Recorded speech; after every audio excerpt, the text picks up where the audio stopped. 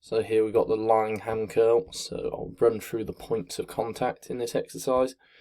So starting with the hands where we're pulling ourselves in. So here I've used wrist wraps to just create a little bit more stability. Don't have to think about just grabbing the handles for dear life as much. So here I'm wrapped in and I'm pulling myself down into the pad. And then we've got hips. So hips, we're trying to keep them down throughout the whole exercise to make sure we're getting the hamstring in its shortest possible position. So when we're in hip extension like we are now, unlike a seated hamstring curl, when we're in hip flexion, on hip extension we can get the hamstring shorter, and it's easier to get it short in general. And then our other point of contact is on the tibia, the back of the tibia, back of your calf essentially, in your soleus. So here we'd want to, on this you can't move it, but we want to put this as far up as is comfortable to reduce the moment arm, which is the distance between point A and point B.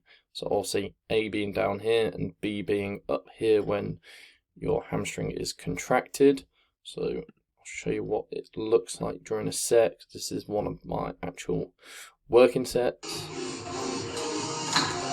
So there we got short, and we give it a little second, 1 second hold, just to kind of verify the rep, way to put it. So here my hips are coming up a little bit, which they shouldn't be.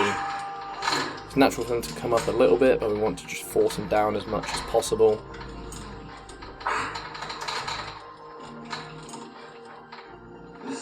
So here we're getting into the part of the set where you're having to actually work super hard to get the hamstring short still. So it's just about short there. I think I'm taking one more.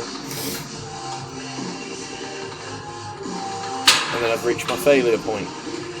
So when form is starting to, so if I went again there, form would be all over the shop and I probably wouldn't have got the hamstring short.